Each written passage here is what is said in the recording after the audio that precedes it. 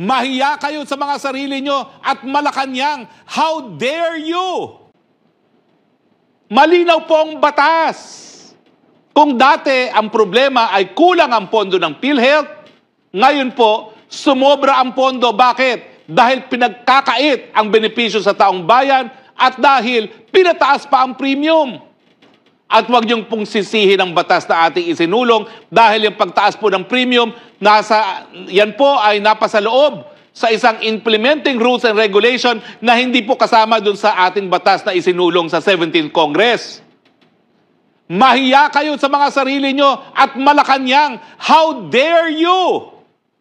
Kung merong pondo ang PhilHealth, ibigay nyo sana yan sa mga tulong medikal dahil ang dami pong namamatay pa rin dahil sa kahirapan lamang. Pero inuna nyo muna ang nais nyong pagpapasasa, ang inyong paglamon sa pondo ng PhilHealth para sa inyong karangyaan. Mahiya kayo. Dahil yan pong salaping yan po'y nakalaan para sa kalusugan ng bayan. Hindi po yan para lapain ng mga politiko. Bilang pangunahing otor ng Universal Healthcare, talagang noon at noon pa, pupuntiryahin ko po ang PhilHealth kapag meron pong kabalastugan. Napakalaking kabalastugan na naman po ang nangyari sa PhilHealth. Sangayon po sa batas na ating isinulong, lahat ng pondo po ng PhilHealth, lahat po yan dapat igugol para sa benepisyo ng mga miyembro. At kung meron pang butal, gagamitin para palakihin pa ang pondo na mas malaking benepisyo ang maibigay sa mga miyembro ng PhilHealth. Dahil ang ating adhikain po at ninanais ng ating sinulong po ang Universal Healthcare, wala ng Pilipino na mamamatay dahil lamang sa kahirapan. Ang problema noon ng PhilHealth, kulang ang pondo, kaya kakaunti lamang ang kanyang benepisyo na naibibigay. In fact, dati, walang benepisyo kapag hindi ka na hospital. At dahil nga po sa ating Universal Healthcare, ngayon, pati ang diagnostics, covered na po. Dahil mas mabuti pang maiwasan ang pagkakasakit kesa tuluyang magkasakit ang taong bayan. Pero nung kailan po, sang-ayon sa aking mga bubuit, inaprubahan po ng board dahil hiningi po ng Malacanang ang napakalaking halagang 90 billion galing po sa pondo ng PhilHealth para po, quote-unquote, for more noble causes. Ito po ay malaking kabalastugan. Ito po ay malversation of public funds. Ito po ay labag sa Universal Healthcare Law na nagsasabi na walang pondo ang PhilHealth na dapat mapunta sa gobyernong pangnasyonal. Dapat po yan ibuhos sa mas marami pang benepisyo ng ating mga mamamayan. Nang sa ganon, magkaroon na ng mas maagang katuparan ang ating pangako na wala nang mamamatay na Pilipino dahil lamang sa kahirapan. Anong noble causes ang inyong sinasabi? Yan ba ay para bumili na naman ng lagda para sa pirma? Yan ba ay para sa mga proyektong infrastruktura na pinakikinabangan ng mga politiko? Malinaw po ang batas.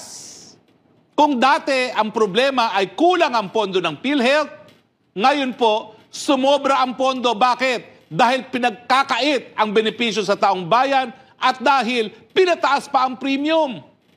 At huwag niyong pong sisihin ang batas na ating isinulong dahil yung pagtaas po ng premium, yan po ay napasa loob sa isang implementing rules and regulation na hindi po kasama dun sa ating batas na isinulong sa 17th Congress. Mahiya kayo sa mga sarili nyo at Malacanang. How dare you?